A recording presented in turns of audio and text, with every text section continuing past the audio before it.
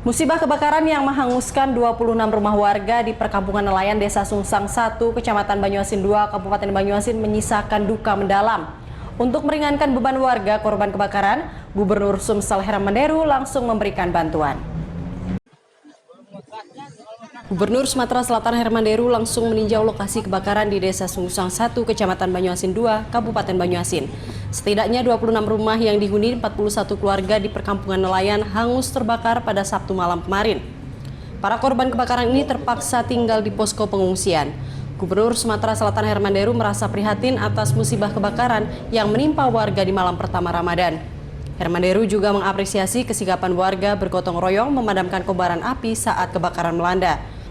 Untuk meringankan beban warga korban kebakaran, Hermanderu memberikan bantuan berupa makanan, pakaian, hingga peralatan sekolah bagi anak-anak. Hermanderu meminta warga tetap bersabar atas musibah kebakaran yang menghanguskan rumah mereka.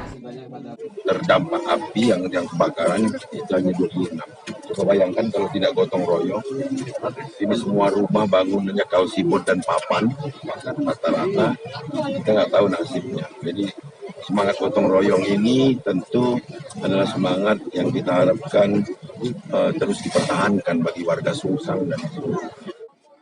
Musibah kebakaran yang menghanguskan 26 rumah di perkampungan nelayan Sungsang ini diduga berasal dari ledakan kompor gas pedagang gorengan, kemudian menyambar tumpukan bahan bakar jenis Pertalite.